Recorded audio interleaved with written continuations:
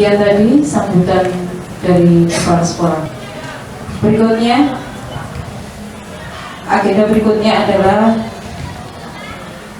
budaya positif yang akan langsung disampaikan oleh Bapak Sudirman SPD. Untuk itu waktu kami silakan.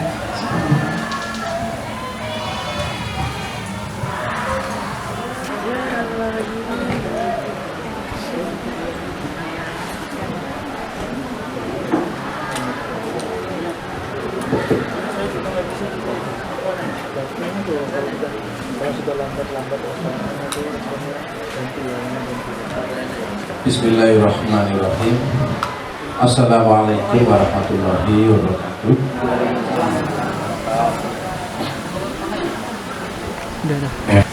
Ibu Kepala Sekolah, Ibu Darlis Intang, SPD MPD yang kami hormati, Bapak Ibu Guru Komite Pembelajaran yang Bapak Ibu Guru Komite Pembelajaran yang kami hormati, Bapak Ibu Guru dari SMA 2 Pangkalan Bun, Ibu Evita Wendriati SPD, sekaligus beliau nanti pada saatnya akan menjadi narasumber kegiatan kita ini yang kami hormati juga, Bapak Ibu Guru dari SMA Negeri 1 Pangkalan Banteng yang insya Allah dekat ya dengan kita, apalagi yang SMA Negeri 1 Arut Utara ini, jadi lebih dekat. Kita belum kumpul, beliau-beliaunya sudah siap di SMA Negeri 3 Pangkalan Bun yang kami hormati. SMA Negeri 1 Pangkalan ada, SMA Negeri 1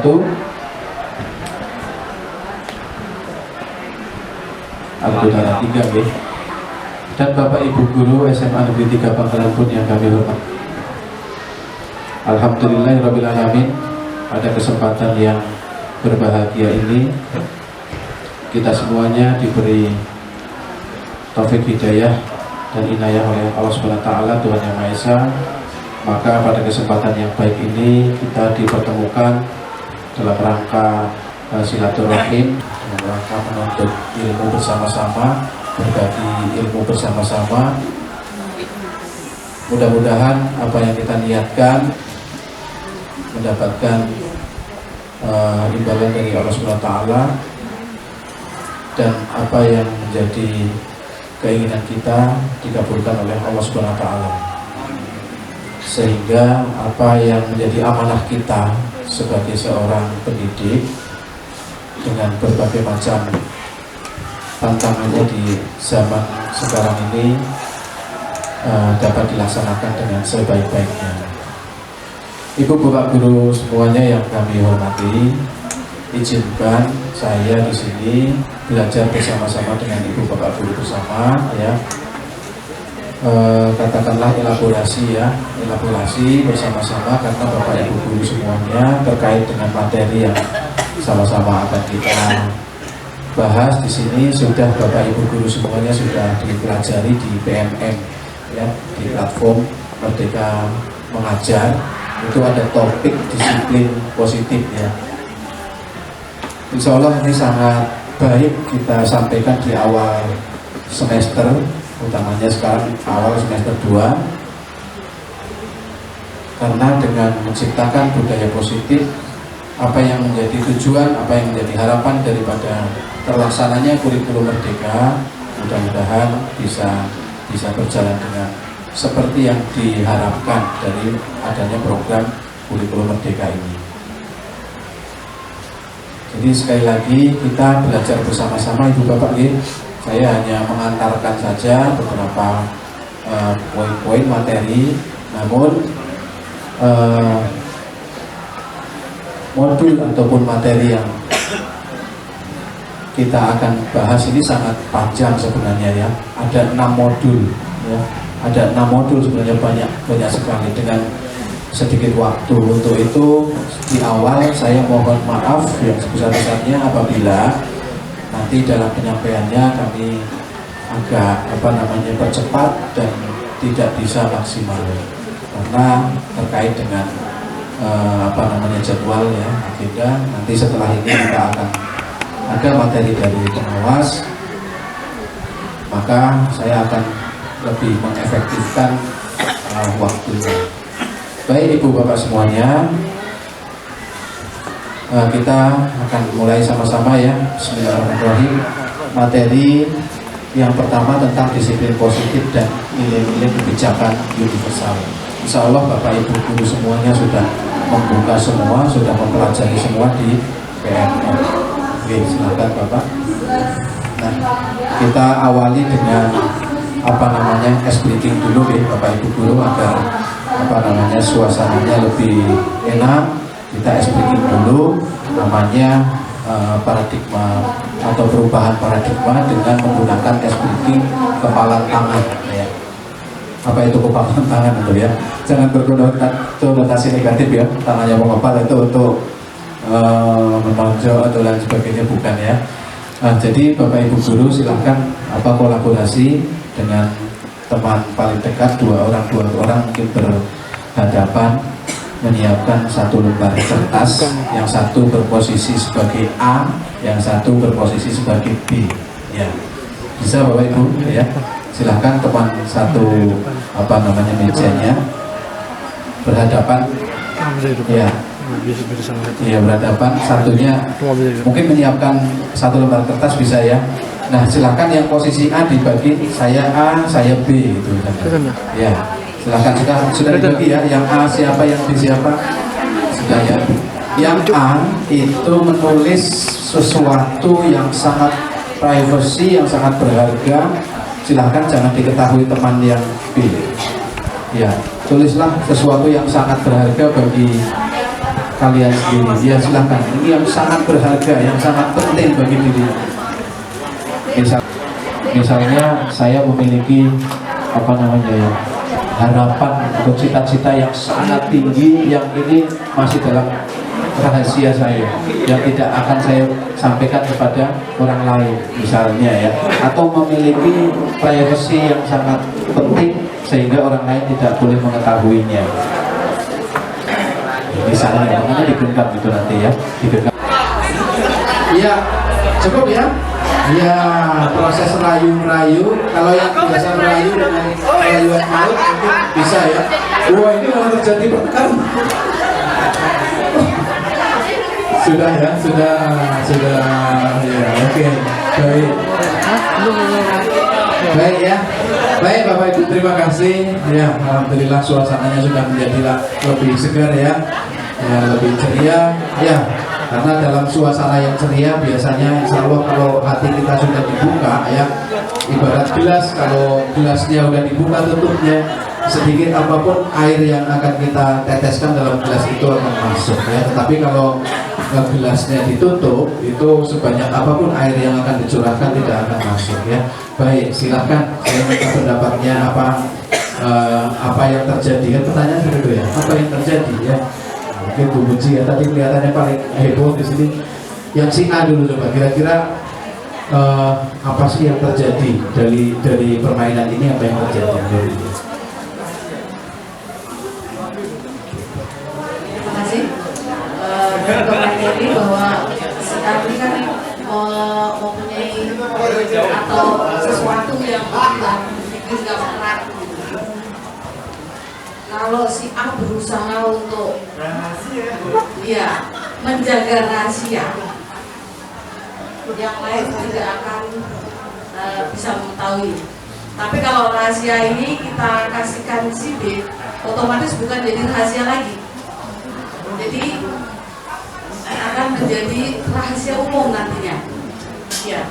Jadi kalau si B dengan giginya mempertahankan sesuatu ya, otomatis itu mungkin jadi keinginan suatu saat berharap untuk jadi kenyataan.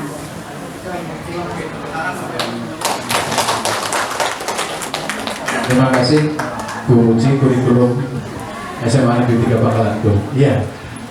Berikutnya ada respon dari Bapak senior kita, guru besar. Wasiat. Ya, mohon maaf. Saya paling tidak suka kalau disebut senior. Senior itu singkatan senang istri orang. Yang di depan itu Pak. Baik. Terkait dengan apa yang kegiatan kepalan tangan tadi ya. Jadi, karena kepribadian saya ini sangat terbuka sekali begitu, sehingga mudah untuk memberikan. Tidak usah dirayu pun saya kasih, membuka sendiri aja. Jadi tadi seperti itu. Jadi, langsung saya berikan, buka aja Pak. Terima kasih. Luar biasa tanggapan yang berbeda. Ya silahkan Bapak Ibu guru yang lain. Ya, ada yang mau berpendapat? Saya minta Bu Farida ya. Safrida.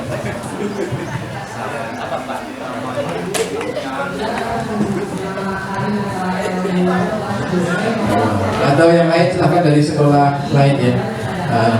Kawan kita dari sekolah lain. Bapak ini yang kita kelihatan tadi serius sekali ya.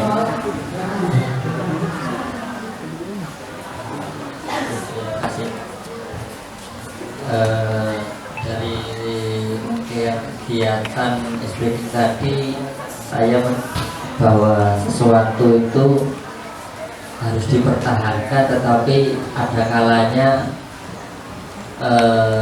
harus dibuka juga. Terima kasih. Terima kasih ya. Ada 3 pendapat yang berbeda ya. Jadi kalau Bapak ini kayaknya teorinya apa? Teori konvergensi ya. Penggabungan antara 2 teori ya. Teori yang pertama dengan teori yang kedua biasanya ya. Baik. Kalau Bu Puji teori apa ini? Ya, yang lurus ya. Kalau Pak Wasiat mungkin sesuai, kalau Pak Wasiat materinya sesuai dengan ini Pak, karena kita biasanya Pak Wasiat terkenal, belum dibukukan saja, terkenal dengan teori terbalik. Jadi berpikir terbalik katanya. Ya. Jadi nanti kalau sesuai dengan materi yang akan kita sampaikan. Baik, terima kasih Bapak Ibu semua. Tepuk tangan untuk Bapak Ibu semuanya. Luar biasa pagi yang ceria ini sudah mengawali dengan penuh semangat dan keceriaan. Mudah-mudahan apa yang kita awali ini bisa menjadi semangat bagi kita untuk bersama-sama berbagi ya. Di kurikulum ini memang kita budayakan berbagi Bapak Ibu ya. Jadi kita sama-sama akan berbagi, termasuk di platform Merdeka Mengajar kita juga ada link untuk berbagi karya, berbagi RPP atau lain sebagainya. Baik, terima kasih atas permainannya. Ini kita akan lanjut seperti ini Bapak ya. Jadi kita nanti akan kaitkan permainan tadi dengan teori kontrol sebenarnya Bapak Ibu ya. Sebenarnya tadi kita sedang berlatih untuk melaksanakan teori kontrol, mengontrol orang lain. Dan seperti apa sebenarnya mengontrol orang lain? Kita memiliki anggapan Bapak Ibu ya, memiliki anggapan, memiliki hayalan, memiliki angan-angan bahwa melalui perubahan paradigma teori kontrol atau teori pilihan itu ada namanya ilusi kontrol. Ilusi bahwa guru bisa mengontrol murid. Ya. Bahwa ini sebenarnya harapan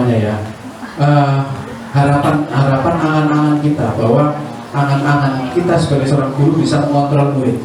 Nanti apakah sebenarnya bisa atau tidak, nanti kita akan perdalam materi kita ya.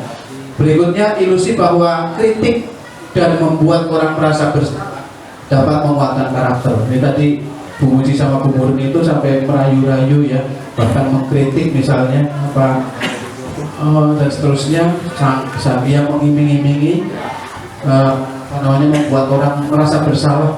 Ayolah kalau nggak seperti ini nanti kayak gini loh dan seterusnya. Nah itu ilusi bahwa membuat orang merasa bersalah dapat menguatkan karakter. Tapi itu menurut teori kontrol berupa ilusi Bapak Ibu ya. Selanjutnya ilusi bahwa semua penguatan positif efektif dan bermanfaat. Ya kamu akan menjadi orang yang seperti ini ya, dan seterusnya. Tapi rupanya itu. Selanjutnya ilusi bahwa orang dewasa memiliki hak untuk bisa memaksa. Ya. apakah itu terjadi dan seterusnya nanti kita akan sama-sama pelajari melalui teori kontrol. Baik, lanjut. Nah, perubahan paradigma stimulus respon, teori kontrol dan teori pilihan. Siapa sesungguhnya yang bisa mengontrol diri manusia atau diri kita masing-masing? Kalau menurut stimulus respon, itu kita mencoba mengubah orang lain agar berpandangan sama dengan kita. Ini sebagian besar saat ini kita berada pada posisi seperti itu. Berdasarkan teori kontrol, kita berusaha memahami pandangan orang lain tentang dunia. Ya, itu paradigmanya seperti itu yang akan kita rubah Bapak Ibu ya. Mudah-mudahan di tahun yang baru ini, maaf tadi lupa menyampaikan selamat tahun baru ya. Ini kita juga memiliki suasana baru, semangat baru. Yang kedua, perilaku buruk dilihat sebagai suatu kesalahan.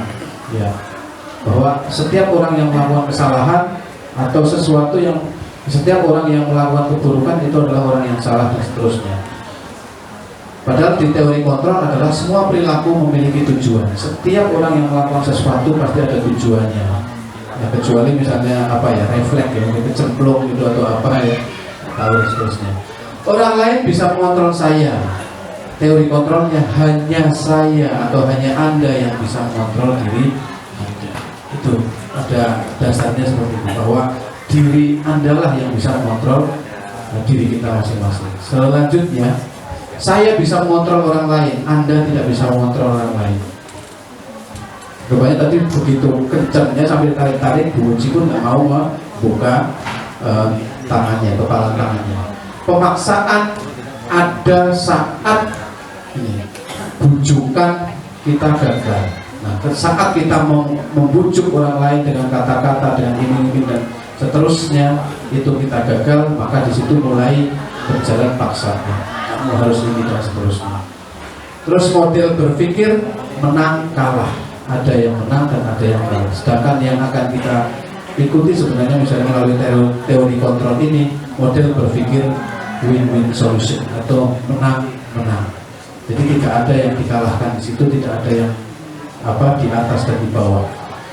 Lanjut Pak. Bapak Ibu guru semuanya, konsep disiplin positif yang akan kita sama-sama pelajari pada pagi hari ini meliputi peta jalan seperti ini, atau konsepnya seperti ini. Disiplin positif yang menurut teori kontrol itu ada 4 yang tadi kita sudah sama-sama bicarakan. Di antaranya Anda tidak bisa mengontrol orang lain, hanya Anda yang bisa mengontrol diri Anda. Semua perilaku memiliki tujuan. Model berpikir menang dan menang, kolaborasi ya. Akhirnya ada namanya kesepakatan atau konsensus, menciptakan pilihan-pilihan baru. Yang berikutnya, realitas kebutuhan kita berbeda. Kita berusaha memahami pandangan orang lain tentang dunia, dan setiap orang memiliki gambaran berbeda. Nah, ini teorinya yang akan menjadi rujukan seperti itu. Sedangkan makna disiplin tersebut, makna disiplin yang akan kita sebut sebagai disiplin positif, itu adalah belajar kontrol diri dengan menggali potensi kita agar tercapai tujuan mulia, yaitu sesuatu menjadi seseorang yang kita inginkan berdasarkan nilai-nilai yang kita hargai. Jadi belajar di situ ada makna-makna belajar dan menggali potensi kita untuk menghubungkannya kepada nilai-nilai yang dihargai. Nanti kemana arahnya? Nilai-nilainya arahnya kepada nilai-nilai kebajikan universal. Dasar seseorang melakukan sesuatu, orang berperilaku, orang menggerakkan anggota tubuhnya, itu yang dinamakan sebagai teori motivasi. Itu ada 3 ya. Orang bisa melakukan sesuatu yang pertama karena untuk menghindari hukuman atau menghindari sesuatu yang menyakitkan atau berbahaya pada diri kita sendiri. Orang akan melakukan sesuatu. Yang pertama itu. Yang kedua, untuk mendapatkan penghargaan, untuk mendapatkan imbalan. Untuk mendapatkan penghargaan, mendapatkan imbalan, atau mendapatkan apa yang diiming-imingi tadi, itu kita akan melakukan sesuatu. Nah, kedua, motivasi perilaku manusia ini Itu yang dimaksud dengan motivasi ekstrinsik atau eksternal, ya. Sedangkan untuk yang ketiga, menurut teori motivasi itu untuk menghargai diri sendiri. Orang melakukan sesuatu karena sudah memiliki keyakinan, sudah memiliki prinsip, dan saya akan melakukannya untuk menghargai diri sendiri. Nah, yang diharapkan daripada budaya positif melalui peran utamanya di disiplin positif itu adalah munculnya motivasi dari dalam diri, yaitu intrinsik.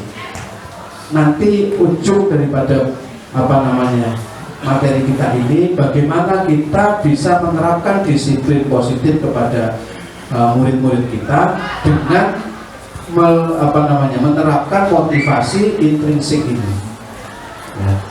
Motivasi intrinsik atau mereka bisa melakukan sesuatu untuk menghargai dirinya sendiri, ya, ini motivasi intrinsik. Apa dasarnya? Karena mereka memiliki keyakinan. Nah, keyakinan di sini nanti akan kita bahas melalui nilai-nilai kebajikan universal. Kebajikan universal itu kebajikan yang diakui oleh seluruh, ya, elemen-elemen yang ada di yang mungkin diakui oleh dunia, ya. Melalui nanti lebih tajamkan lagi melalui pembuatan keyakinan kelas. Dan sekarang yang posisi sebelah teori motivasi itu ada 5 posisi kontrol. Siapa yang mempengaruhi murid bisa melakukan sesuatu? Nah, itu menurut teori kontrol, ya, itu ada kontrol kita sebagai pendidik kepada murid. Yang pertama, kita sebagai pendidik memposisikan diri sebagai penghukum. Yang kedua, pembuat rasa bersalah. Ada yang nanti videonya juga ada seperti itu, ya. Terus kita memposisikan diri sebagai teman. Ada juga pemantau, dan yang terakhir adalah manajer. Dari 5 posisi kontrol ini, satu yang bisa membawa murid menumbuhkan motivasi intrinsik, yaitu posisi manajer. Seperti apa nanti kita akan bahas bersama-sama. Terhadap apa yang menjadi disiplin positif melalui intervensi orang lain atau guru, nanti ada yang disebut dengan segitiga restitusi. Nah, ini termasuk intervensi kita terhadap pelaksanaan disiplin positif di sekolah yang memiliki atau terdiri dari 3 sisi, ya. Nanti akan kita bahas. Nah, itu menurut teori kontrol, ya. Itu ada kontrol kita sebagai pendidik kepada murid. Yang pertama, kita sebagai pendidik memposisikan diri sebagai penghukum. Yang kedua, pembuat rasa bersalah. Ada yang nanti videonya juga ada seperti itu, ya. Terus kita memposisikan diri sebagai teman. Ada juga pemantau, dan yang terakhir adalah manajer.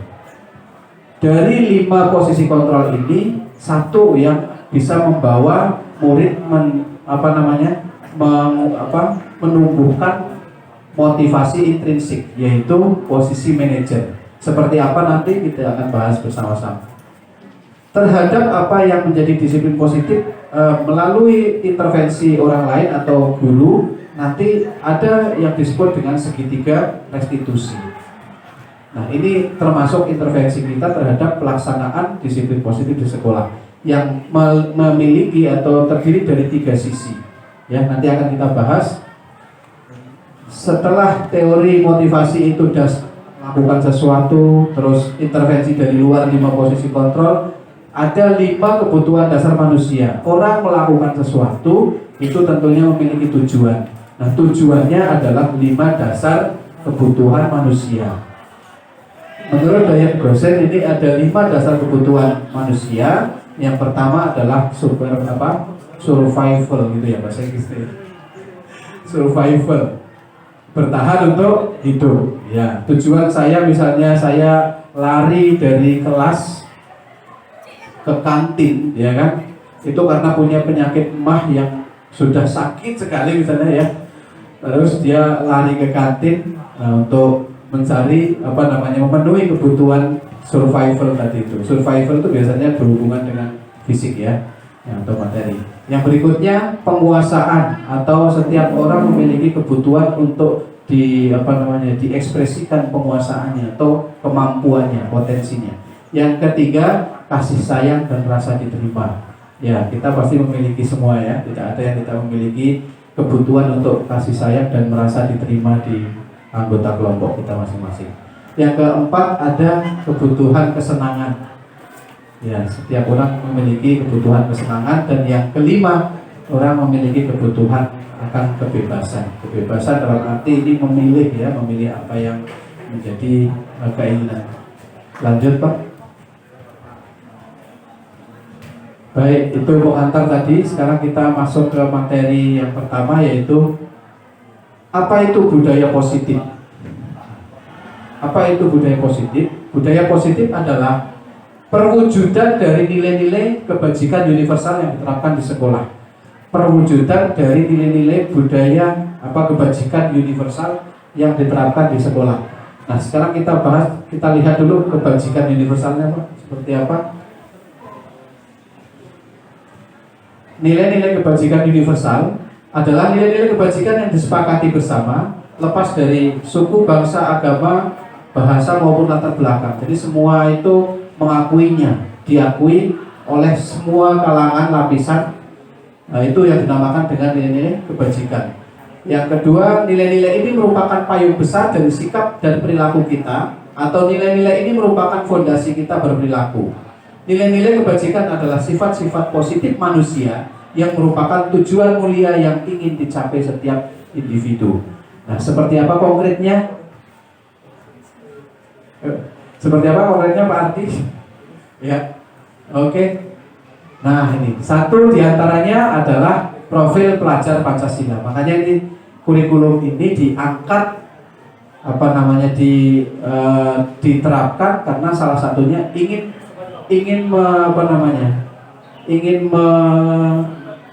mengimplementasikan kebajikan universal.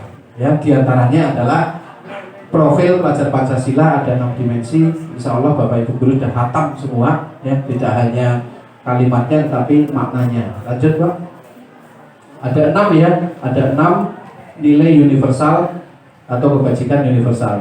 Ini menurut PYP atau Ibu Primary Years Program ada banyak juga. Lanjut Pak. Menurut IHF juga banyak nilai-nilai kebajikan, cinta Tuhan dan segenap ciptaannya, kemandirian, tanggung jawab dan seterusnya. Lanjut Pak. Menurut petunjuk seumur hidup atau keterampilan hidup, lifelong guideline. Bahasa Inggrisnya kacau ya. Ya. Lanjut Pak. Petunjuk hidup, lanjut. Iya, ada 7 essential virtues ya, atau building moral intelligence. Lanjut. Dan yang terakhir adalah proyek nilai-nilai kebajikan.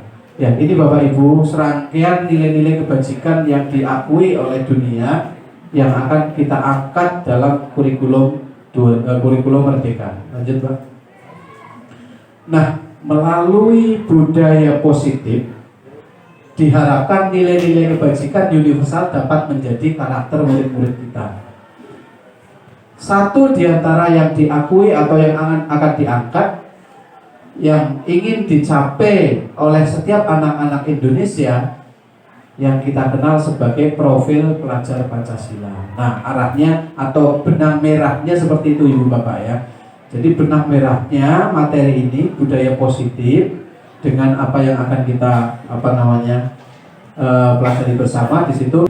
Kenapa budaya positif diterapkan di kurikulum ini? Karena salah satunya adalah untuk mencapai nilai-nilai kebajikan universal yang berupa profil pelajar Pancasila.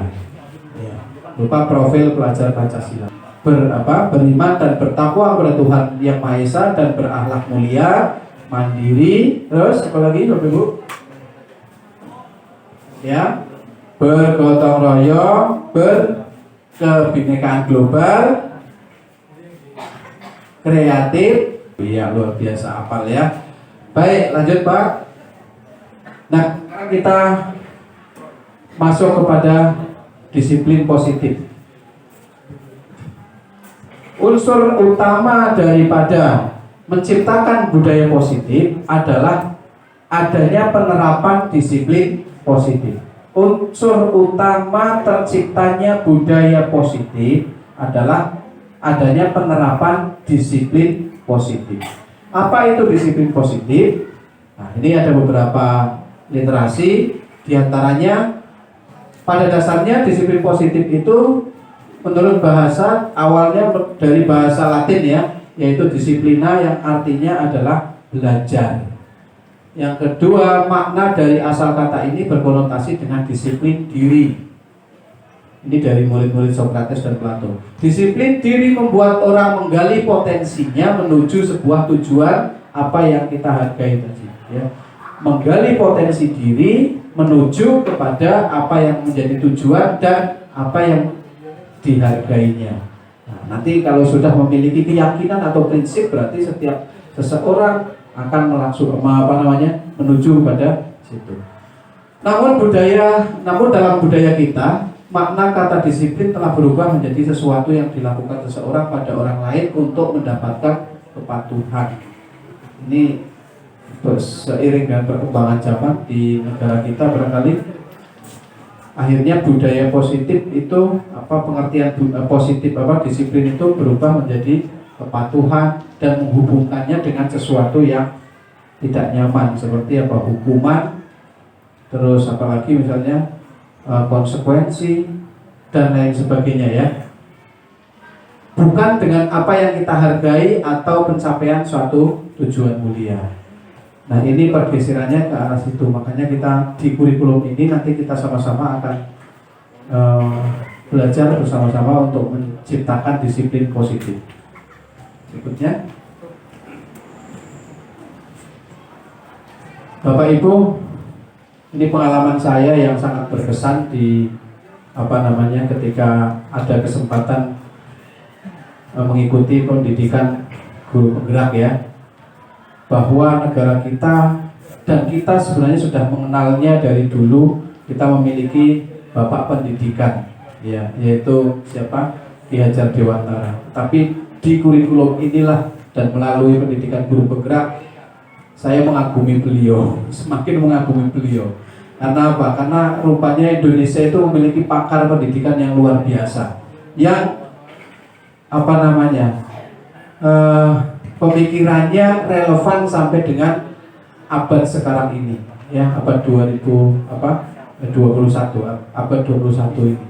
Jadi relevan meskipun saat itu pada zaman penjajahan ya, masih beliau itu bergerak di saat penjajahan. Tapi rupanya pemikirannya luar biasa. Bahkan disandingkan dengan pakar pendidikan di luar sana sejajar beliau ya. Beliau belajarnya juga di pengasingan ya, ketika di Belanda dan sebagainya. Nah, diantaranya adalah beliau menyoroti tentang disiplin. Di mana ada kemerdekaan, disitulah harus ada disiplin yang kuat. Sungguh pun disiplin itu bersifat self-disiplin, disiplin diri. Yaitu kita sendiri yang mewajibkan kita dengan sekeras-kerasnya. Tetapi itu sama saja. Sebab jikalau kita tidak cakap melakukan self-disiplin, wajiblah penguasa lain mendisiplinkan kita. Dan peraturan demikian itulah yang harus ada di dalam suasana yang merdeka. Disiplin itu dalam suasana merdeka. Nah, apa yang dimaksud dengan merdeka, Bapak Ibu semuanya? Menekankan di kata-kata merdeka, makanya kurikulumnya juga kurikulum merdeka ya. Ini sebenarnya ada bahasa Jawanya, tetapi nggak ditampilkan di sini. Yang kira-kira artinya adalah merdeka itu adalah tidak hanya terlepas dari perintah, tetapi akan juga cakap memerintah diri sendiri. Ini yang diharapkan oleh Bapak pendidikan kita, Ki Hajar Dewantara. Di situ Bapak Ki Hajar Dewantara menyatakan bahwa Bapak Ki Hajar Dewantara menyatakan bahwa untuk mencapai kemerdekaan atau dalam konteks pendidikan kita saat ini, untuk menciptakan murid yang merdeka, syarat utamanya adalah harus ada disiplin yang kuat. Disiplin yang dimaksud adalah disiplin diri yang berasal dari motivasi internal atau intrinsik ya, seperti tadi beta konsep yang awal Jadi yang diharapkan oleh terciptanya disiplin ini, disiplin yang digerakkan oleh motivasi intrinsik atau internal. Bagaimana mewujudkannya nanti akan sama-sama kita dalami bersama-sama. Silakan Pak. Nah, ini tadi saya mengawali di peta konsepnya adalah bahwa yang menggerakkan orang melakukan sesuatu adalah menurut teori motivasi ada 3 tadi ya. Ada 3 teori motivasi. Kita akan bahas tentang yang pertama teori motivasi Pak Ardi. Ya. Balik. Untuk mewujudkan disiplin positif, maka kita perlu memahami terlebih dahulu tentang teori motivasi perilaku manusia. Lanjut. Menurut Diane Gosen dalam bukunya Restructuring School Discipline menyatakan ada 3 motivasi perilaku manusia. Masih ingat Ibu Bapak ya? Masih ingat yang pertama? Orang melakukan sesuatu untuk menghindari hukuman atau sesuatu yang menyakitkan. Ya. Berarti yang kedua, orang melakukan sesuatu untuk mendapatkan imbalan atau hadiah atau penghargaan. Yang ketiga, orang melakukan sesuatu untuk, nah ini yang nanti akan kita bahas. Coba. Yang akan kita maui adalah untuk menghargai diri sendiri. Ya. Dari 2 motivasi teori motivasi itu, yang 2, 1 dan 2 itu adalah eksternal. Kalau eksternal itu bisa mungkin menggerakkan seseorang, tetapi masanya tidak lama, tidak jangka panjang. Misalnya saya bisa menekan si A, tetapi kalau dengan saya, kalau diganti orang yang lain yang menekan orang itu, karena orang itu tidak menekan, maka dia tidak mengikuti apa yang diharapkannya. Atau sebaliknya, misalnya saya memberi iming-iming, kalau anak TK biasanya memberikan stiker bintang ya. Siapa yang berangkat awal dikasih stiker bintang ya. Stiker bintang 1 atau 2 dan 3. Tetapi kepada guru yang lain tidak memberikan stiker, maka dia tidak aktif, tidak rajin lagi. Jadi hanya terbatas kepada penghargaan saja. Nah, yang diharapkan dari munculnya perubahan perilaku itu karena yang ketiga ini, motivasi intrinsik. Dari mana sebenarnya sih ini benang merahnya? Tadi akan saya tarik lagi ke atas lagi, dari keyakinan atau prinsip yang kita anut ya. Sama dengan misalnya minta maaf ya, kita menganut agama Bapak Ibu. Kalau kita menganut agama, kita melakukan sesuatu itu karena memiliki keyakinan yang kuat.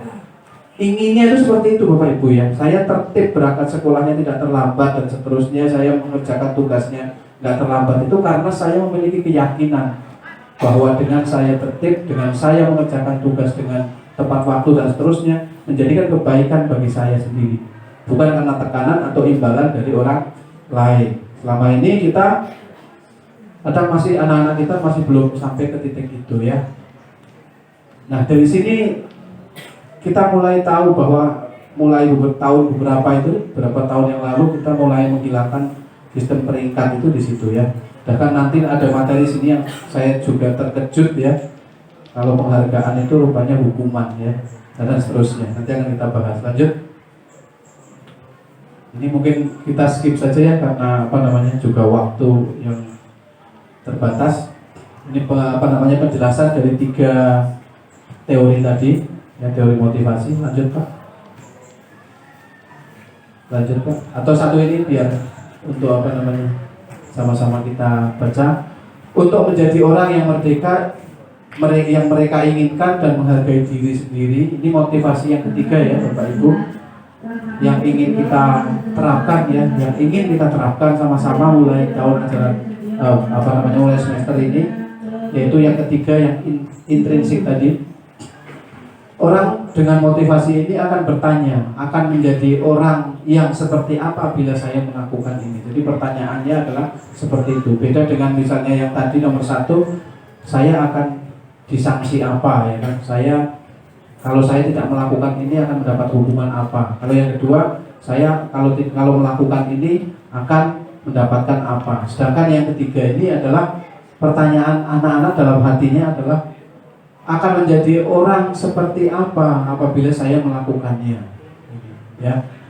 Nah, mereka melakukan sesuatu karena nilai-nilai yang mereka yakini dan dihargai, dan mereka melakukannya karena mereka ingin menjadi orang yang melakukan nilai-nilai yang mereka yakini tersebut.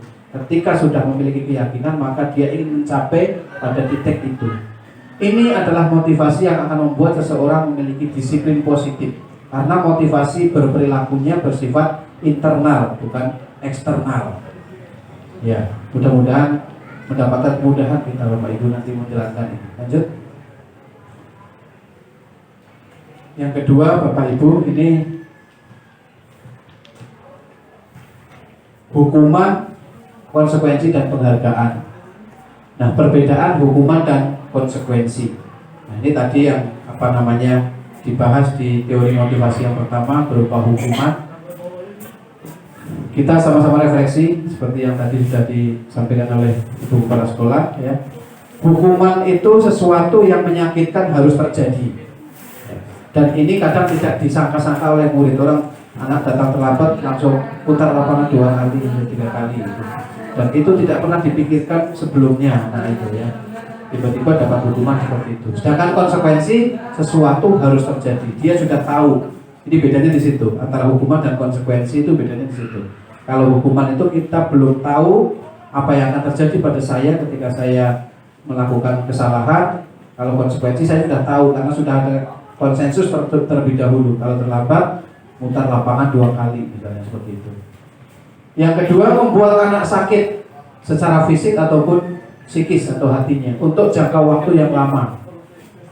Dengan hukuman maka akan membuat merasa anak sakit secara fisik maupun psikisnya untuk jangka waktu yang lama. Sedangkan konsekuensi membuat anak merasa tidak nyaman dalam jangka waktu yang pendek. Ketika muter lapangan, saya nggak nyaman saat itu, malu dan seterusnya. Tapi karena saya dalam hatinya ini konsekuensi, maka saya tetap menjalankannya. Yang kedua, anak membenci kedisiplinan. Hasil daripada hukuman rupanya justru malah membenci tentang kedisiplinan. Saya malah nggak suka disiplin, akhirnya seperti itu, berbalik. Karena ada orang yang represif, ada orang yang pasif ya. Kalau yang pasif mungkin dia semakin tunduk, tetapi yang represif dia akan memberontak, seperti itu. Sedangkan konsekuensi, anak menghargai disiplin. Nah, karena ada kesepakatan di awal, maka oke, saya akan menghargai disiplin itu. Yang kedua, sifatnya paksaan, sedangkan konsekuensi sifatnya stimulus respon, rangsangan dan tanggapan. Yang ketiga atau yang keempat, mendorong anak menyakiti dirinya sendiri. Kalau ada yang dipermalukan, biasanya dia akan mengurung diri di kamar atau dia akan mojok di sudut sekolah karena dipermalukan, misalnya yang sudah dipermalukan, dia bisa melakukan tindakan yang seperti ini. Terus yang berikutnya, mendorong anak mudah menyesuaikan diri. Dengan konsekuensi, maka mendorong anak akan mudah menyesuaikan diri. Selanjutnya, hukuman, konsep diri yang buruk ya. Yang kedua, konsekuensi, konsep diri yang baik.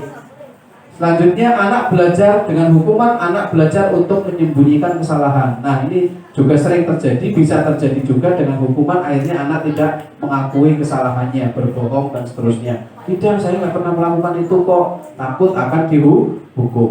Selanjutnya, konsekuensi, anak belajar untuk mematuhi peraturan. Ya, iya Pak, saya melakukan itu. Saya siap untuk melakukan konsekuensinya. Ini harapannya seperti itu. Selanjutnya, dengan hukuman anak menjadi marah, merasa bersalah, dipermalukan, merasa tidak dihargai. Sedangkan melalui konsekuensi, kehilangan hak. Ya, biasanya misalnya gini, terlambat 10 menit, maka dia tidak istirahat 10 menit. Nah, hak saya untuk istirahat tidak terpenuhi misalnya. Dibuat anak tidak nyaman dan diasingkan untuk sementara waktu. Ya. Itu perbedaan antara hukuman dan konsekuensi. Lanjut Pak, ini yang diterapkan oleh Dayan Gosen di Yayasan Pendidikan Luhur. Lanjut. Hukuman bersifat tidak terencana atau tiba-tiba. Anak atau murid tidak tahu apa yang akan terjadi dan tidak dilibatkan pada waktu konsekuensi hukuman tersebut. Hukuman bersifat satu arah dari pihak guru yang memberikan, dan murid hanya menerima suatu hukuman tanpa melalui sesuatu kesepakatan atau pengarahan dari pihak guru, baik sebelum ataupun sesudahnya. Hukuman yang diberikan bisa berupa fisik maupun psikis. Murid atau anak disakiti oleh suatu perbuatan atau kata-kata. Sementara disiplin dalam bentuk konsekuensi, ini perbedaannya, sudah terencana dan sudah disepakati, sudah dibahas dan disetujui oleh murid dan guru. Umumnya bentuk-bentuk konsekuensi dibuat oleh pihak guru atau sekolah, dan murid sudah mengetahui sebelumnya konsekuensi yang akan diterima bila ada pelanggaran. Pada konsekuensi, murid tetap dibuat tidak nyaman untuk jangka waktu yang pendek. Ya, lanjut. Konsekuensi biasanya diberikan berdasarkan berdasarkan suatu data yang umumnya dapat diukur. Misalnya 3 kali tidak mengumpulkan tugas atau tidak menyelesaikan tugas pada batas waktu tertentu diberikan, atau murid melakukan kegiatan di luar kegiatan pembelajaran, misalnya ngobrol atau murid tersebut kehilangan waktu bermainnya, dan murid menyelesaikan tugas karena ketertinggalannya. Jadi kalau konsekuensi itu biasanya ada hubungannya dengan pelanggarannya. Terlambat 10 menit, maka konsekuensinya tidak istirahat 10 menit. Jadi ada hubungannya. Numpahkan gelas temannya sehingga mejanya basah atau bukunya basah, maka konsekuensinya membersihkan mejanya dan mengembalikan gelas dengan airnya. Merobek kertas temannya, konsekuensinya adalah mengembalikan atau membelikan buku kepada temannya. Itu ada hubungannya. Berbeda dengan hukuman. Kalau hukuman itu misalnya terlambat 10 menit, lari lapangan 3 kali atau 5 kali. Ini hubungannya terlambat dengan lari itu kan tidak ada hubungannya. Ini yang teorinya seperti itu ya, itu semuanya. Lanjut. Baik Ibu Bapak semuanya ya, kita sama-sama coba latihan ini ya. Ini tadi gambarannya seperti itu. Ya mungkin saya cepat menyampaikannya, tapi saya yakin Bapak Ibu sudah memahaminya. Coba kalau misalnya yang pertama itu mencatat 100 kali di dalam buku, yaitu kalimat saya tidak akan terlambat lagi karena terlambat ke sekolah. Ini termasuk konsekuensi atau hukuman? Hukuman. Konsekuensi ya. Ada yang konsekuensi, ada yang hukuman. Sebelah sini hukuman atau konsekuensi? Konsekuensi ya. Yang kedua, kita save dulu ya, nanti jawabannya sama-sama kita lihat. Lari mengelilingi lapangan basket 2 kali karena terlambat hadir di sekolah. Hukuman, karena tadi contohnya itu ya. Nanti dulu Pak. Murid diminta untuk push up 15 kali karena tidak menggunakan masker. Ya, hukuman. Menggantikan kertas tugas teman yang dicoret-coret. Terus membersihkan tumpahan air meja karena tersenggol. Konsekuensi. Mudah disuruh untuk menggunakan murid disuruh untuk menggunakan tidak menggunakan maksudnya ini ya. Tidak menggunakan sepatu seharian karena tidak menggunakan sepatu warna hitam. Ya. Lari mengelilingi lapangan basket 2 kali karena terlambat 10 menit untuk pelajaran ke JOK. Hukuman ya. Konsekuensi atau hukuman? Pak Agung, hukuman. Konsekuensi Pak Agung ya. Ya silahkan kita sama-sama coba buka jawabannya. Wih benar semua, luar biasa. Nomor 1 rupanya hukuman ya. Iya, karena tidak ada hubungannya dengan pelanggarannya ya. Dia melanggar terlambat kok ininya mencatat gitu kan. Ya. Yang kedua, ini jelas ya, tadi sudah banyak contoh. Yang ketiga, konsekuensi, ada hubungannya dengan pelanggarannya dan seterusnya. Nah, yang terakhir ini ya Pak Agung ya, rupanya konsekuensi. Karena apa? Di pelajaran di pelajaran olahraga biasanya kan sebelumnya warming up dulu ya. Oh, warming up. Pemanasan. Bahasa itu boleh potong bahasa Inggrisnya soal ya. Pemanasan dulu ya, pemanasan dulu biasanya. Jadi teman-temannya yang tidak terlambat itu tadi sudah muter lapangan 2 kali. Dia terlambat datang, jadi dia konsekuensinya seperti itu. Konsekuensi. Luar biasa ya, sudah pemahamannya sudah sampai ini udah dapat semua ya, luar biasa. Cuman salah satu nomor atas diri ya. konsekuensi. Yang lain sudah benar semua. Ya, baik. Lanjut Pak Ardi. Nah ini ibu bapak semuanya ya, dihukum oleh penghargaan. Rupanya penghargaan juga termasuk hukuman ya. Bahwa penghargaan berlaku sama dengan hukuman. Ini menurut Al-Fiqh ya. Ini sudah melalui riset ya. Dalam arti meminta atau membujuk seseorang melakukan sesuatu untuk memenuhi suatu tujuan tertentu dari orang yang meminta atau membujuknya.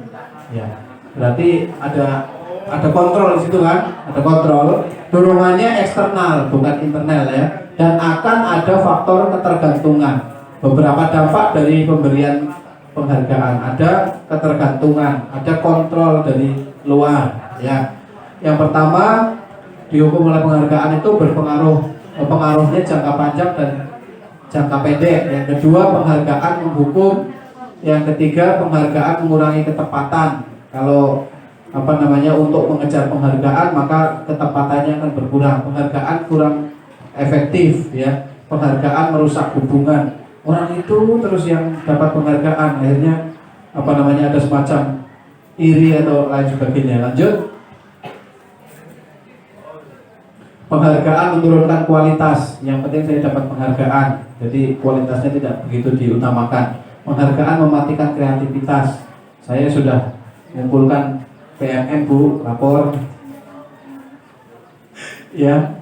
Oke, mantap gitu kan, memuji misalnya adanya stiker mantap, iya, jos.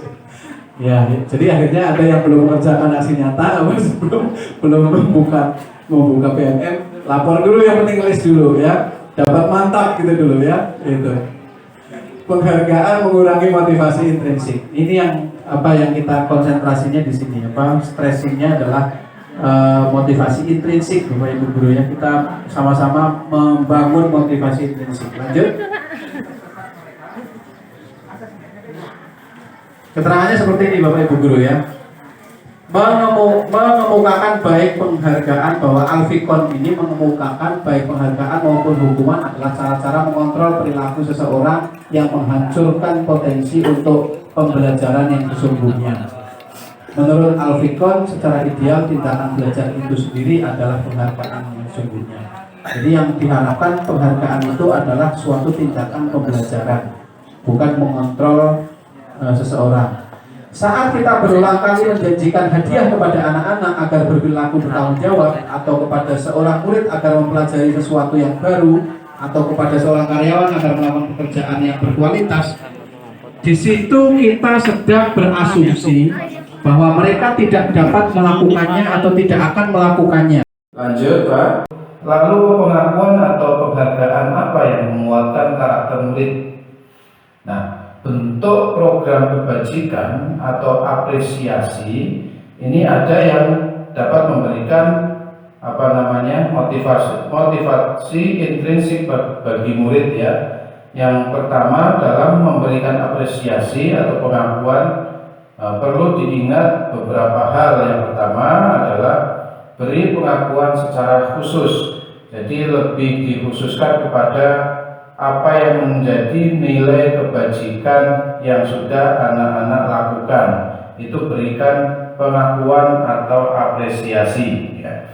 Yang berikutnya, beri pengakuan secara pribadi. Nah, ini secara pribadi bisa disebutkan namanya. Terima kasih kepada Mas Budi yang telah bisa menyelesaikan permasalahannya dengan baik. Adapun permasalahan tersebut bisa selesai dengan sifat bijaksananya Mas Budi gitu ya. Yang berikutnya, beri pengakuan kepada semua murid atau secara bergantian. Nah, apabila setiap murid memiliki bisa menampilkan nilai-nilai kebajikan, bisa kita satu persatu secara bergantian beri pengakuan kepada murid tersebut ya. Tetapi perlu diingat, apresiasi kebajikan ataupun pengakuan kebajikan tersebut itu harus menitik beratkan kepada nilai-nilai kebajikan apa yang sudah ditampilkan atau sudah diwujudkan oleh murid ya. Yang berikutnya, beri pengakuan secara konsisten. Apabila yang satu melakukan hal yang baik seperti ini diberi penghargaan atau diberi pengakuan atau apresiasi, yang lain juga untuk bisa diberikan apresiasi. Yang berikutnya, fokus pada proses. Nah, ini diharapkan pengakuan kebajikan atau apresiasi tersebut fokus pada prosesnya, bukan cuma pada hasil. Nah, contoh pengakuan atau apresiasi kebajikan. Di sini ada 3 kolom. Di kolom yang pertama kalimat pembuka, yang kedua nilai-nilai kebajikannya, dan yang ketiga adalah situasi. Ya, contoh yang pertama, kemarin saya perhatikan nilai kebajikan yang tampil adalah ini. Rasa empatimu besar sekali pada saat menolong murid baru di kelas kita. Nah, di sini ingin menonjolkan nilai kebajikan yang sudah dilakukan oleh murid-murid, maka kita beri pengakuan atau apresiasi kebajikan tersebut, yaitu rasa empatimu besar sekali. Yang kedua, saya menghargai kepedulianmu. Nah, ini kepedulianmu. Pada saat kamu membantu teman-temanmu di tugas kelompok.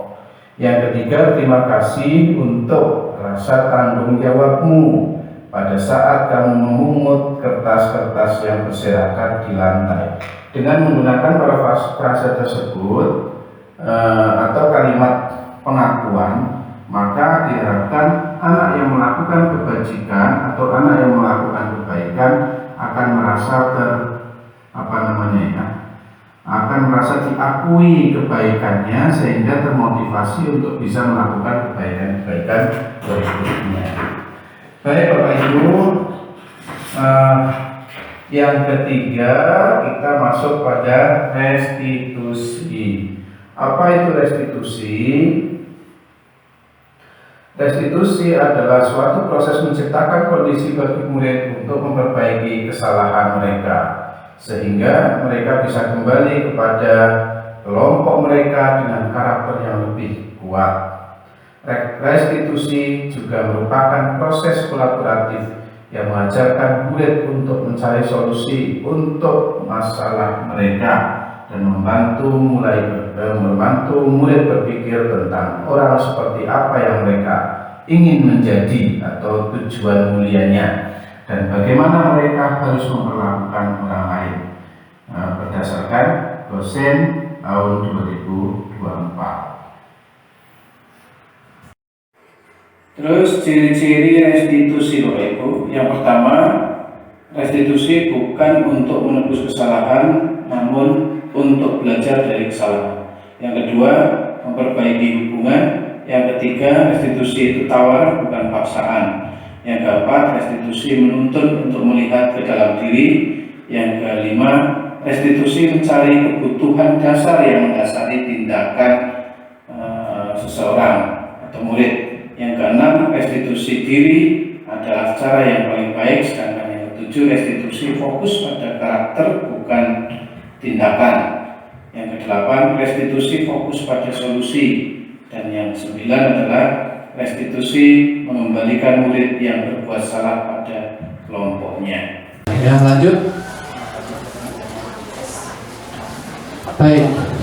Atau mungkin satu dulu ya, boleh. Kalau ada yang mau bertanya.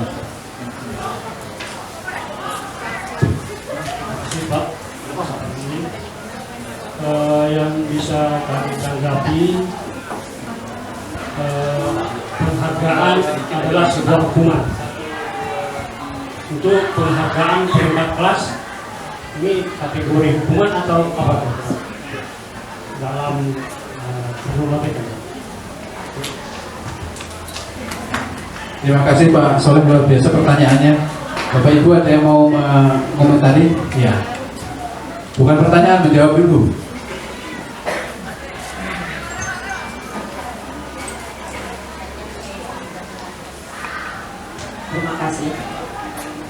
Terima kasih atas kesempatan yang diberikan kepada saya. Assalamualaikum warahmatullahi wabarakatuh. Pertanyaan Pak Soleh tadi tentang prestasi atau piagam atau penghargaan yang kita berikan kepada anak yang sudah 5 tahun belakangan ini sebenarnya sudah harus kita tinggalkan. Karena saya 20 tahun menjadi kesiswaan ya Pak ya. Sudah 20 tahun itu saya memberikan penghargaan. Nah, dari penelitian dan pengalaman saya, anak yang mendapat penghargaan itu begitu dia lulus dari sekolah, dia terhukum Pak. Dia takut sekali mendapatkan universitas yang abal-abal yang tidak bagus. Semua dia harus yang terbaik. Sebenarnya menurut kita itu prestasi, tetapi ternyata menjadi beban penderitaan bagi anak di masa yang akan datang.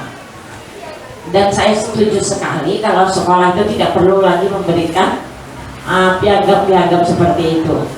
Beri plus untuk Pak Soleh dan Bu Haja Fatmawati, luar biasa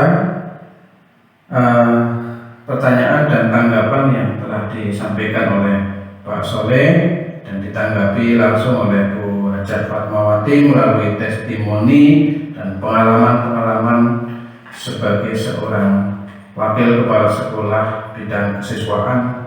Tadi disebutkan 20 tahunan ya mungkin sebagai wakil kepala sekolah, dan beliau memiliki pengalaman bahwasanya ada salah satu tindakannya yaitu memberikan penghargaan kepada murid, namun justru malah membuat murid itu terkungkung atau terhukum dari penghargaan tersebut.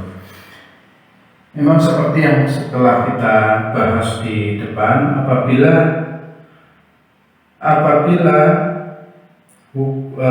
penghargaan itu menjadi salah satu motivasi yang dilakukan oleh murid atau motivasi murid melakukan sesuatu, maka penghargaan tersebut bukanlah menjadi sesuatu yang berharga bagi murid tersebut, namun bisa menjadi menghukum atau menjadi menghukum murid tersebut seperti yang diceritakan oleh Bu Haja Fatmawati.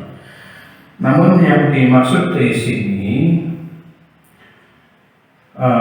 seperti tadi yang ditanyakan oleh beliau Pak Soleh, apakah sekolah boleh memberikan penghargaan kepada murid yang berprestasi, ataukah pemberian penghargaan tersebut menjadi termasuk hukuman bagi murid? Itu kan sebenarnya pertanyaannya seperti itu Pak Soleh. Nah, yang menjadi hukuman bagi murid berarti apabila apa yang dilakukan oleh murid menjadi motivasi atau menggerakkan perilakunya. Seperti misalnya diiming-imingi, kalau nanti peringkat 1 maka akan diberikan piagam penghargaan dan seterusnya. Maka apa yang dilakukan oleh murid itu merupakan sesuatu yang dikontrol oleh motivasi eksternal. Nah, mungkin itu ya yang bisa saya berikan gambaran terkait tentang pertanyaan dari Pak Soleh, dan tadi bagus sekali sudah ditanggapi oleh Bu Haja Fatmawati. Baik, Bapak Ibu guru hebat semuanya, kita akan masuk kepada materi berikutnya. Nah, apakah sama antara keyakinan kelas dengan peraturan kelas atau keyakinan sekolah dengan peraturan sekolah? Tentunya berbeda ya Bapak Ibu. Pertanyaan berikutnya, mengapa tidak peraturan saja? Mengapa harus keyakinan kelas? Nah, ilustrasinya seperti ini Bapak Ibu. Mengapa kita memiliki peraturan harus menggunakan helm bila mengendarai kendaraan roda 2? Jawabannya mungkin ya, untuk menjaga keselamatan. Nah, seperti itu ya. Yang kedua, mengapa kita memiliki peraturan 3M pada waktu pandemi kemarin? Menggunakan masker, mencuci tangan, dan menjaga jarak 1,5 meter. Untuk menjaga kesehatan atau keselamatan. Sedangkan yang ketiga, mengapa kita memiliki peraturan harus datang tepat waktu pada saat mengikuti pelatihan? Jawabannya adalah komitmen, ya boleh, atau disiplin. Nah, atau ini Bapak Ibu menghormati orang lain, karena kita sudah membuat sebuah komitmen pelaksanaan pelatihan pukul 7.00 kita hadir tepat waktu, berarti kita menghormati komitmen yang sudah kita buat atau kita menghormati orang lain. Nah, apa yang menjadi melandasi peraturan itu dibuat, itulah keyakinan Bapak Ibu ya. Nah, itu nanti kita akan bahas dalam tentang keyakinan kelas. Untuk mendukung munculnya motivasi intrinsik, maka kita kembali kepada nilai-nilai atau keyakinan-keyakinan yang lebih menggerakkan seseorang dibandingkan mengikuti serangkaian peraturan-peraturan. Lanjut. Nah, ini Ibu Bapak Guru ya, semuanya. Kalau dampaknya, ini dampak ini grafik atau diagram dampak daripada peraturan kelas itu mungkin segitu ya dampaknya. Kalau ingin lebih luas lagi dibentuk sebagai keyakinan kelas. Kalau keyakinan kelas sudah berkembang menjadi sebuah lingkungan yang positif, maka akan lebih luas lagi karena semua terkoneksi, terhubung, sudah satu pemahaman. Dan yang diharapkan dari materi ini adalah munculnya budaya positif.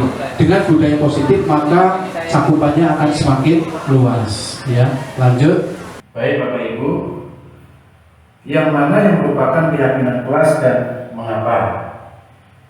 Ya, di sini ada dua ya, yang kanan dan yang kiri. Itu merupakan contoh kesepakatan kelas ya. Nah, kira-kira yang mana Bapak Ibu yang merupakan keyakinan kelas? Baik ya, yang kanan atau yang kiri?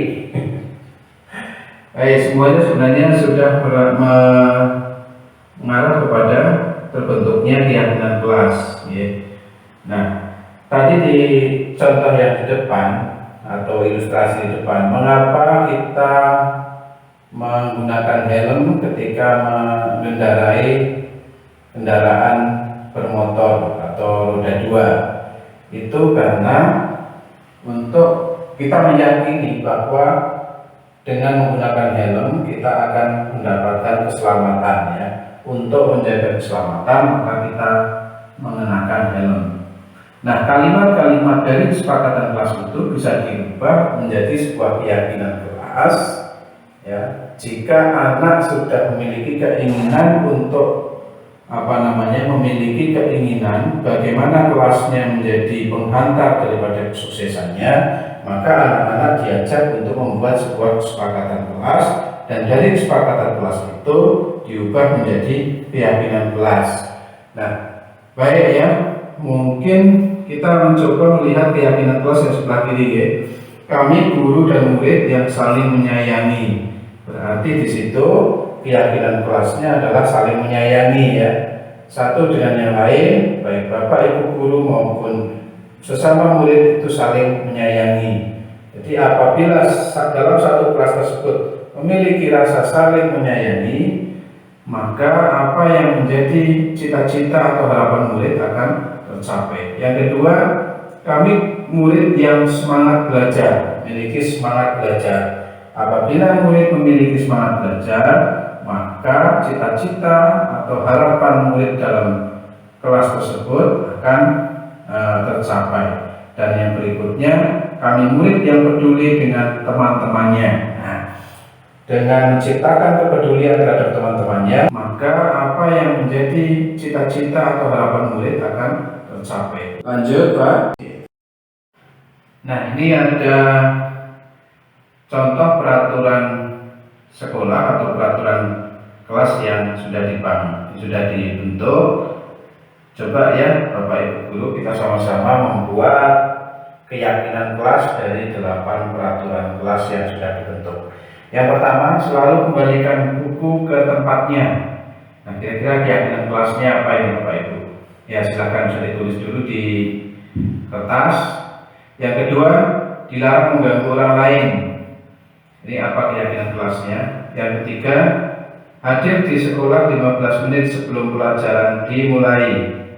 Yang keempat, dilarang melakukan kekerasan.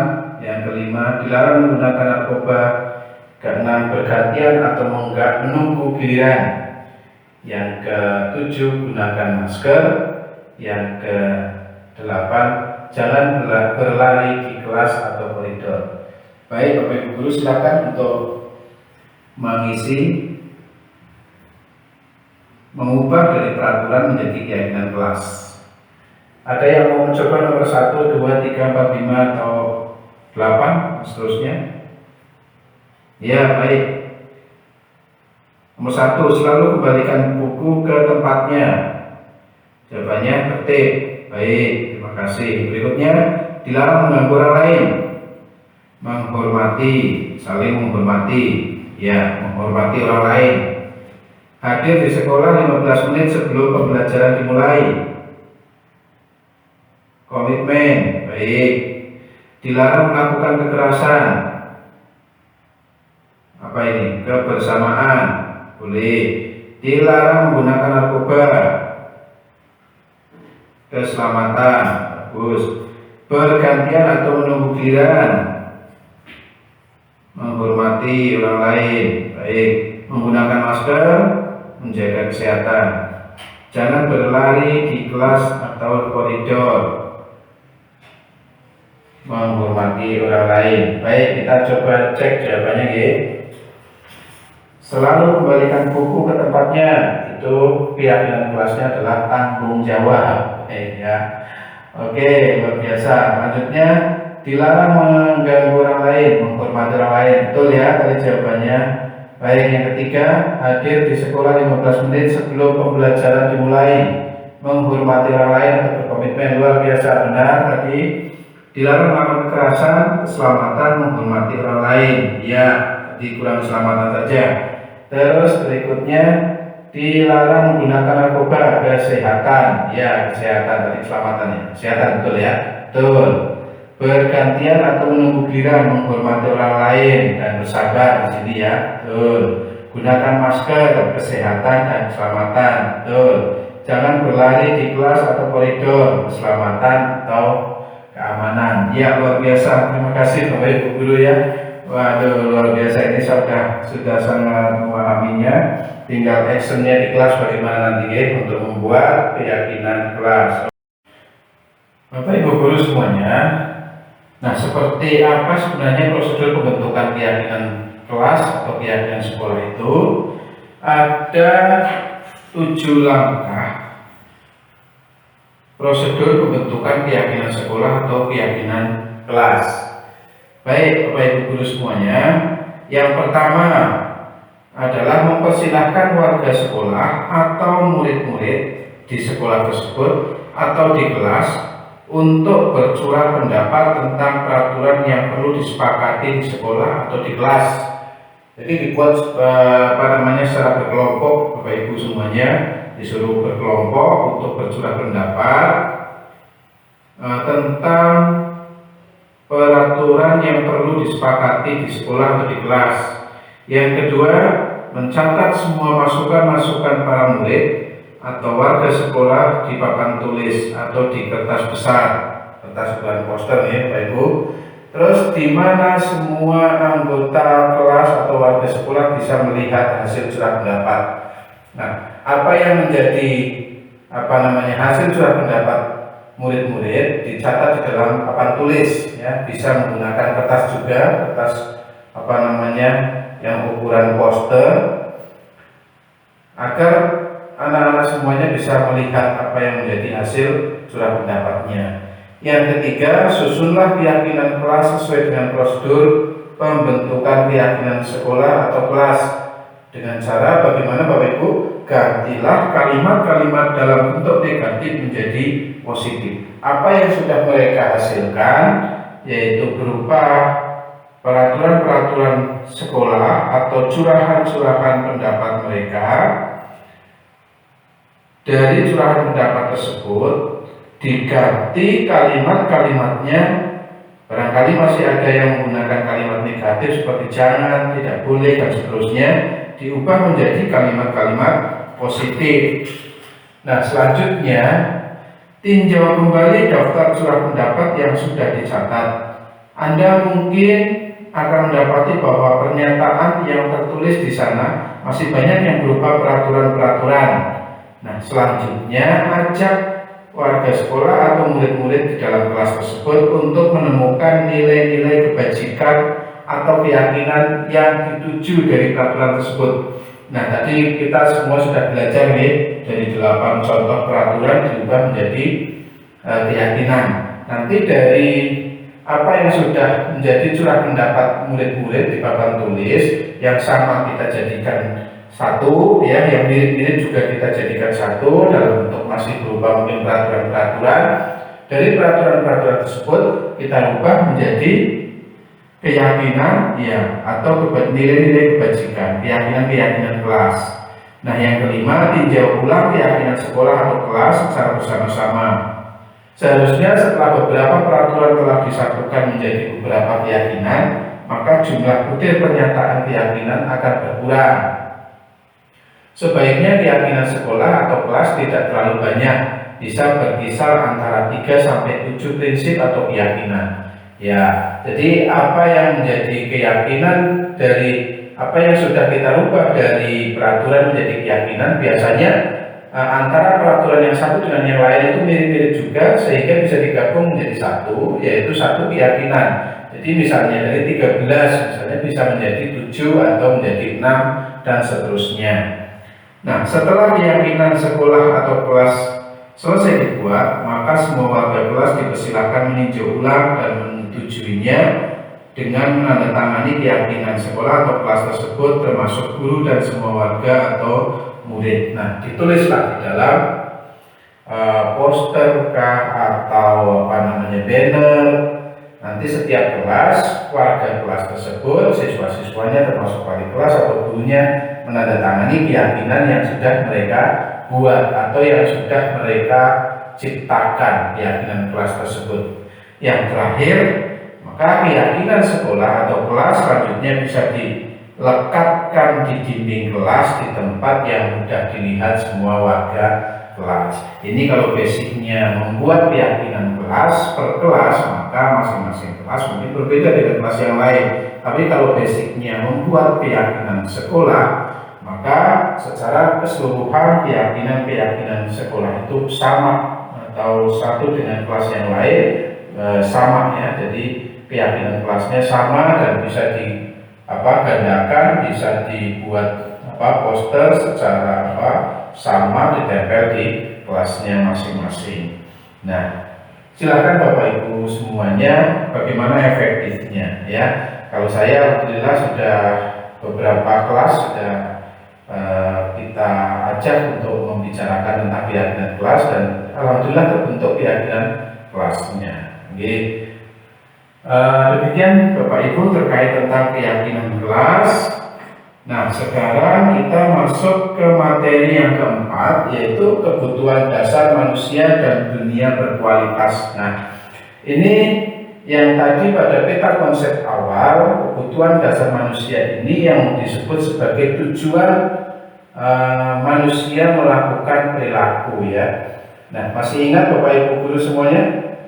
Ada berapa kebutuhan dasar manusia? Iya, ada 5. Baik, pertama adalah survival, ya, yaitu bertahan untuk hidup. Baik, yang kedua belonging atau kasih sayang dan rasa diterima. Yang ketiga power atau penguasaan, bahwa setiap manusia, setiap orang memiliki kompetensi, memiliki penguasaan atau memiliki kemampuan yang akan diekspor. Yang ketiga, yang keempat, fun atau kesenangan, ya, setiap orang memiliki kesenangannya masing-masing. Dan yang kelima adalah freedom atau kebebasan.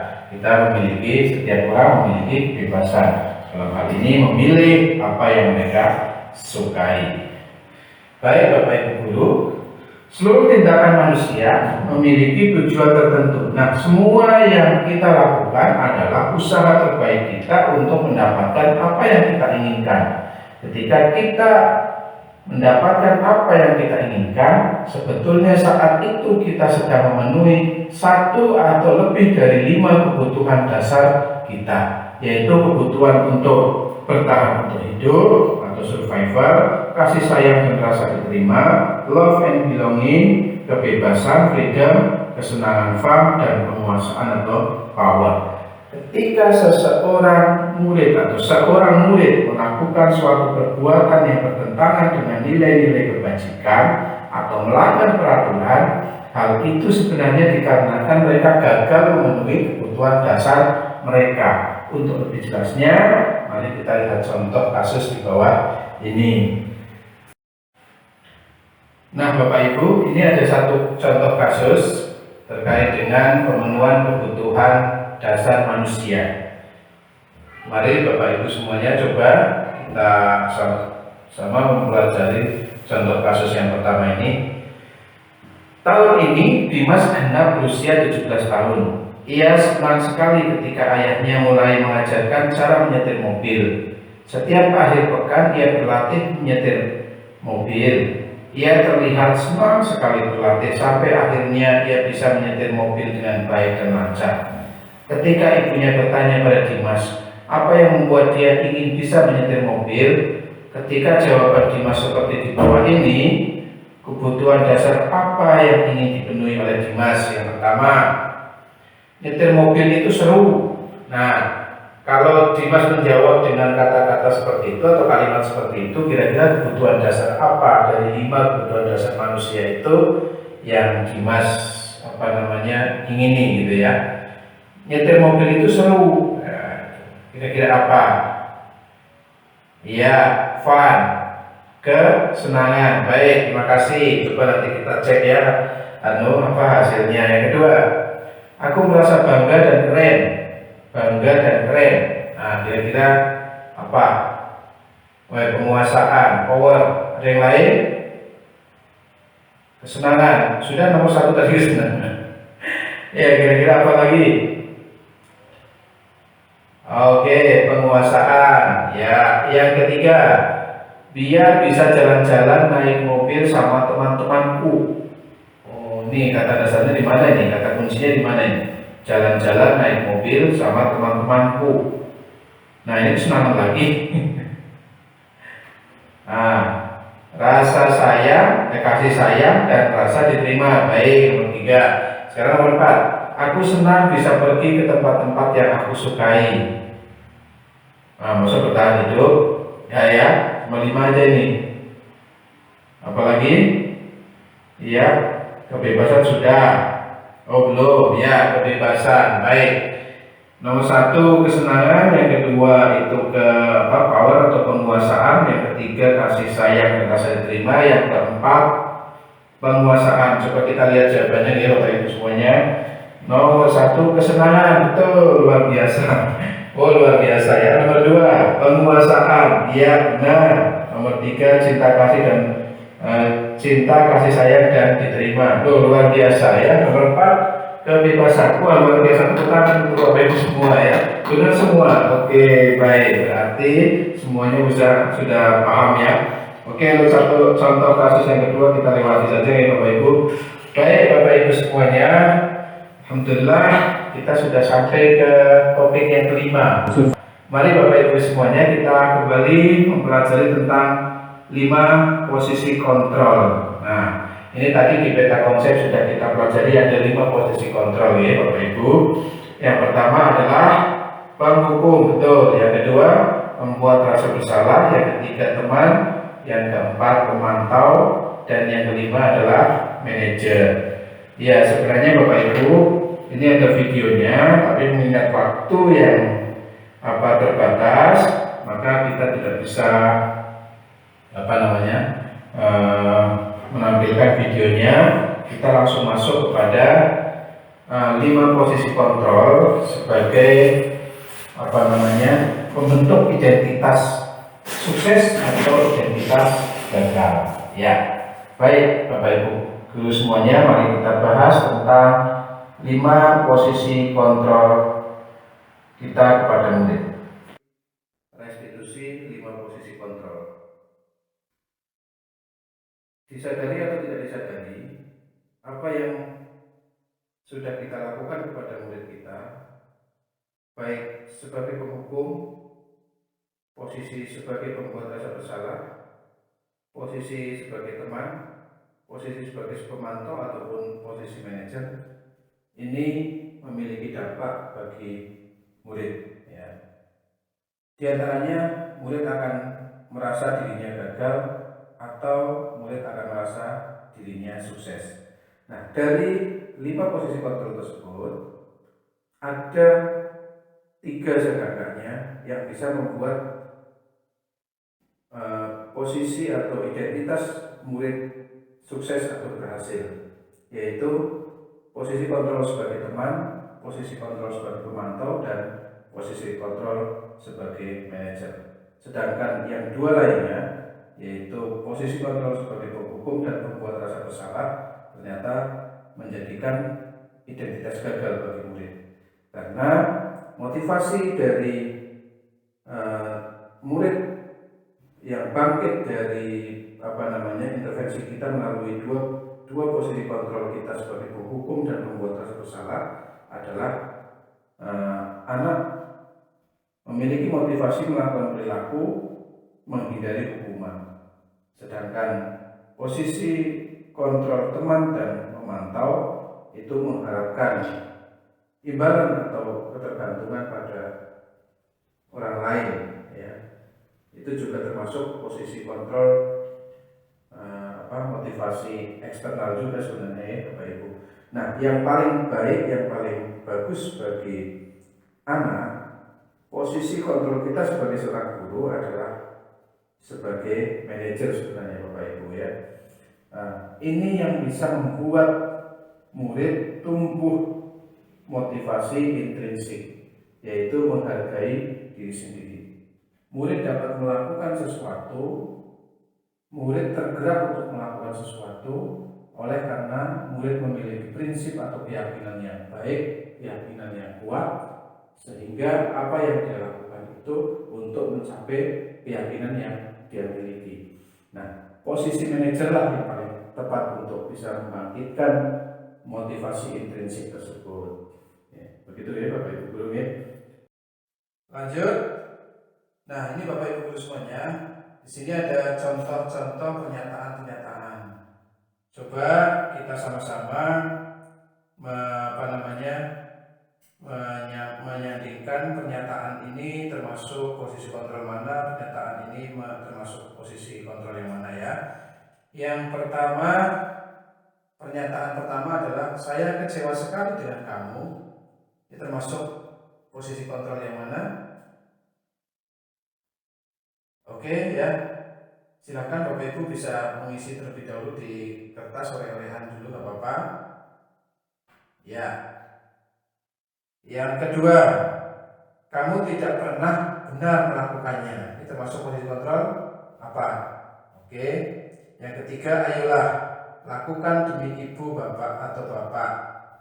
Yang keempat, apakah kamu mau mendapatkan stiker bintang hari ini? Yang kelima, bagaimana kamu bisa menyelesaikan masalah ini? Dan yang keenam, kamu selalu yang paling terakhir. Baik Bapak Ibu, silakan diisi nomor 1, 2, 3, 4, 5, 6. Kira-kira jawabannya apa? Oke, mungkin ada yang mau menyampaikan jawabannya? Malu-malu, ya.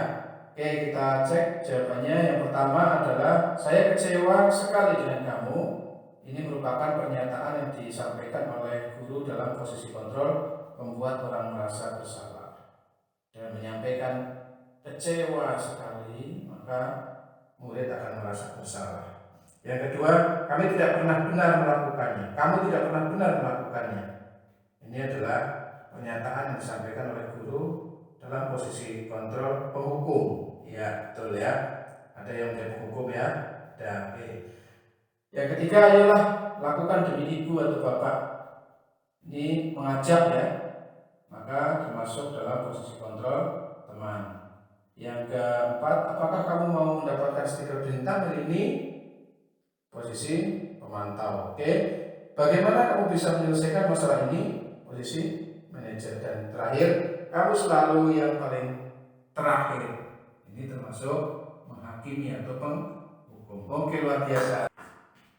Nah, Bapak Ibu semuanya, di penghujung materi 5 posisi kontrol ini sebenarnya kita sama-sama diajak untuk bergerak dari peraturan menjadi nilai-nilai, dari posisi manajer, dari posisi pemantau menjadi posisi manajer, dan yang terakhir dari konsekuensi atau hadiah menjadi memperbaiki.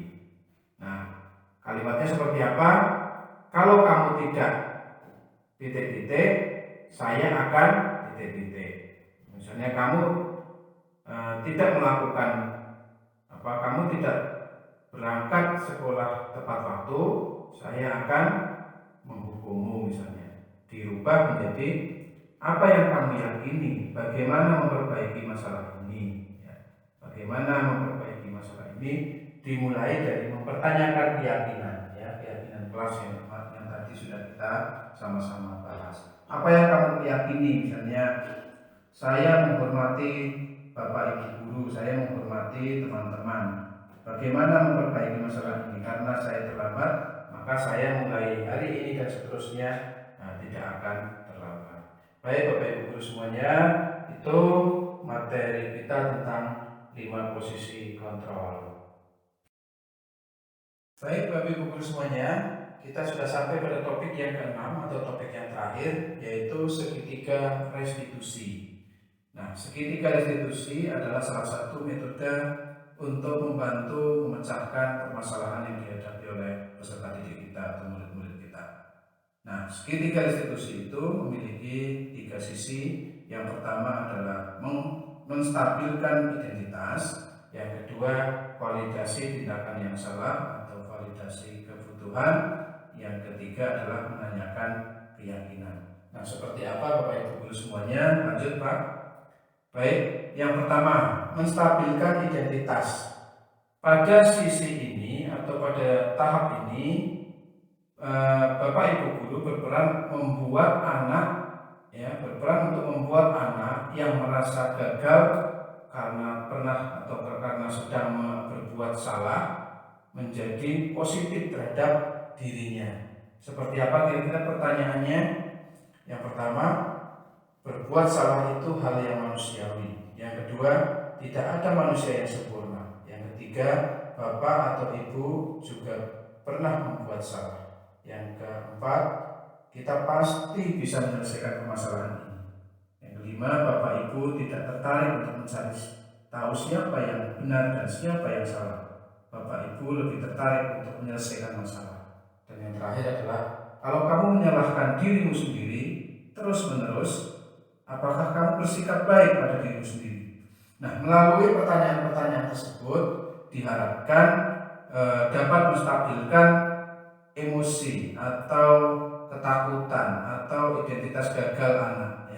Saat itu ketika anak dalam keadaan bermasalah dipanggil ke ruang BK atau panggil ke ruang guru atau dihadapkan dengan guru. Biasanya saat itu anak dalam posisi identitas gagal, artinya dia menyalahkan dirinya sendiri. Anak tersebut dalam keadaan takut, dalam keadaan tidak percaya diri, terus nervous dan seterusnya. Nah, langkah yang pertama yang kita lakukan adalah menstabilkan identitas melalui pertanyaan-pertanyaan tersebut. Oke, baik dulu. Oke. Sekarang yang kedua adalah tahap validasi kebutuhan atau validasi tindakan yang salah. Nah, pada tahap ini guru bisa membantu murid mengenali kebutuhan dasar yang ingin dipenuhi ketika melakukan kesalahan itu. Nah, kita tadi di awal sudah belajar bersama-sama tentang tujuan daripada orang melakukan sesuatu. Di antaranya adalah karena kebutuhan dasar manusia tersebut tidak terpenuhi, makanya dia melakukan sesuatu untuk memenuhi kebutuhan dasar tersebut. Nah, pada tahap ini maka kita dapat membantu murid untuk mengenali kebutuhan dasar apa yang ingin dipenuhi ketika dia melakukan kesalahan ini. Nah, pada dasarnya setiap tindakan manusia tujuannya adalah memenuhi kebutuhan dasar, apakah itu penguasaan, kebebasan, kasih sayang, dan rasa diterima, kesenangan ataupun bertahan untuk hidup. Nah, kira-kira Bapak Ibu guru bisa menggunakan kalimat seperti apa? Yang pertama adalah kamu bisa saja kan melakukan hal yang lebih buruk, tapi kamu tidak melakukannya, kan? Bukan? Nah, seperti itu yang pertama ya. Yang kedua, kamu pasti punya alasan mengapa melakukannya. Oke, yang ketiga, apa yang penting bagi kamu? Yang keempat, kamu boleh tetap berusaha menjaga sikap itu, tapi tambahkan sikap yang lain yang baru. Oke, yang kelima, maukah kamu belajar cara lain untuk mendapatkan apa yang kamu butuhkan tanpa harus memukul misalnya, tanpa harus mencaci orang misalnya, dan seterusnya. Dan yang terakhir adalah apakah kamu bisa melakukan dengan lebih baik lagi besok. Nah, itulah kalimat-kalimat yang bisa membantu atau pada fase atau tahap validasi kebutuhan ini bisa membantu mengenali kebutuhan dasar apa yang tidak dipenuhi oleh murid tersebut sehingga melakukan kesalahan. Baik, ini Bapak Ibu, lanjut. Nah, yang sisi yang terakhir atau tahap yang terakhir Bapak Ibu itu adalah menanyakan keyakinan. Anak melihat kesalahannya dihubungkan dengan norma sosial dan nilai-nilai yang mendasari manusia berinteraksi dengan orang lain. Jadi yang diharapkan dari sisi atau sesi atau tahap menanyakan keyakinan adalah kita mendorong agar anak bisa melihat kesalahannya yang dihubungkan dengan norma sosial dan nilai-nilai yang mendasari manusia berinteraksi dengan orang lain. Apa saja kira-kira kalimat yang bisa Bapak Ibu atau kita semuanya lakukan? Yang pertama adalah apa nilai yang kita percaya di kelas atau nilai apa yang kita percaya di sekolah kita. Yang pertama. Yang kedua, nilai-nilai universal apa yang telah kita sepakati. Yang ketiga, kelas yang ideal itu seperti apa sih? Yang keempat, apa kamu ingin jadi anak seperti apa? Dan yang terakhir adalah apa yang kamu rasakan ketika kamu melakukan itu? Kamu menjadi orang yang seperti apa? Nah, itu ya.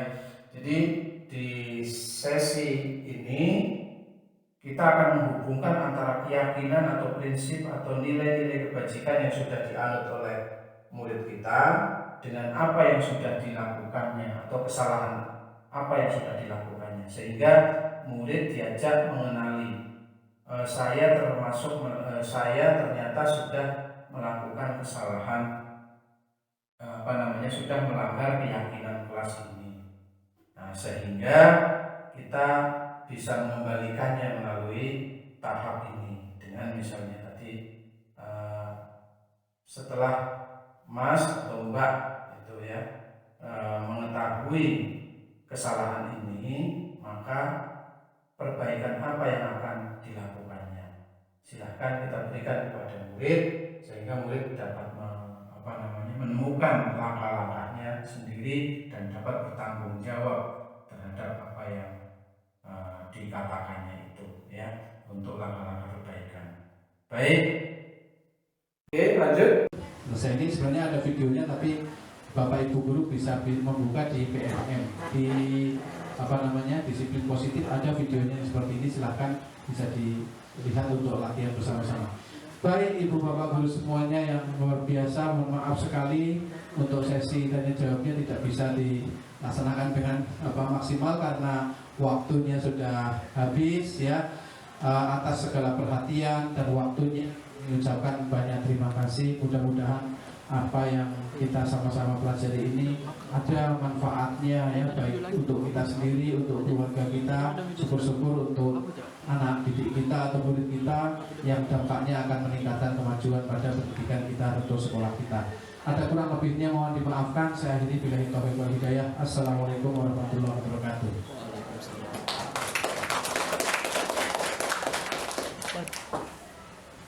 Terima kasih Pak Firman.